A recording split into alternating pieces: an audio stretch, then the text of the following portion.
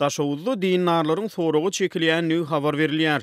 Howpsuzlyk gullukları Daşowuz welaýatyny dine uyup onuň düzgünlerini berja edýän adamlary basyş astyna saklaýarlar diýip azatlygyň welaýatdaky çeşmeti yerli ýaşaýjylara salgylanyp habar berýär. İslam dinini ananyp amal edýän adamlary howpsuzlyk gullukları çagyryp soragy çekýärler. Dini mazmunlaky kitaplaryň ähli görnüşini dinarlaryň elinden mejburi basyş edip alýarlar diýip çeşme habar berdi.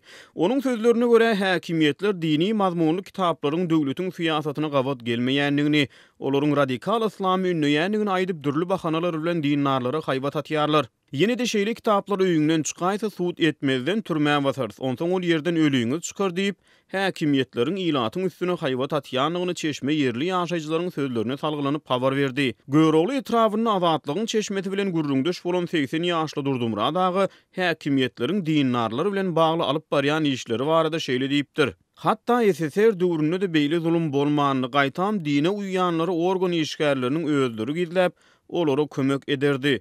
Welaýatyň bazarlaryna dini mazmunly kitaplaryň satuwynyň gadagan edilendigini sözüniň üstüne goşan çeşme 60 ýaşyny doldurmadyk etrap we owa umamlaryna sakkal murtgoý bermegiň häkimiýetler tarapyndan gadagan edilendigini habar berdi. Şeýle-de arap harplaryny okap bilýän adamlaryň Türkiýe döwletinde bolup bolmanlygy barada soragy çekilýändigini, olaryň mezhepleriniň sorulýanlygyny gürrüňdeşimiz şeýle tejribeleri başdan geçiren adamlaryň sözlerine salgylanyp habar berdi. Häkimiýetleriň diniň düzgünlerini berja edýän adamlaryň jihad düşünjesine garaýşlaryny öwrenýändigini çeşme belläp geçdi. Azatlygyň dine uýýan ýaşlaryň hal ahwaly barada beren soragyny söhbetdeşimiz olaryň ýyzarlanýanlygyny, ýürüýte ulluklaryň wekilleriniň mesjidlere baryp maglumat ýygnaýanlygyny, olaryň ibadatxanalarda oturdulan kameralardaky video ýazgylary barlaýanlygyny habar berdi.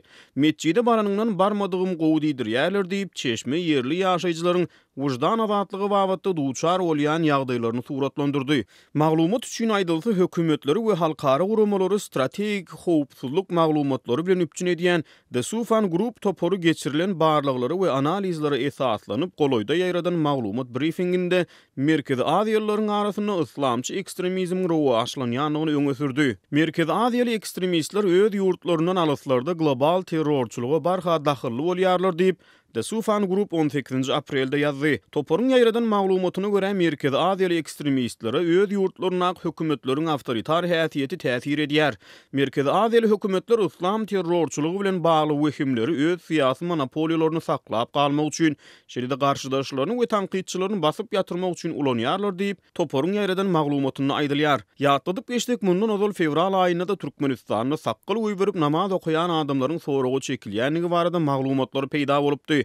Yerli synçylaryň we ýaşaýjylaryň en çemeti Türkmenistanyna dine uýýan adamlary babatda şüpheli garaýşlaryň soňky bir ýylyň dowamynda has we güýjänligini aýdýar we bu çäreleri türkmen häkimiýetleriniň Islam döwleti atly ekstremist toporuň ideologiýalaryny goldaýanlary we wahhabistlere bolan gorkusy bilen düşündirýärler.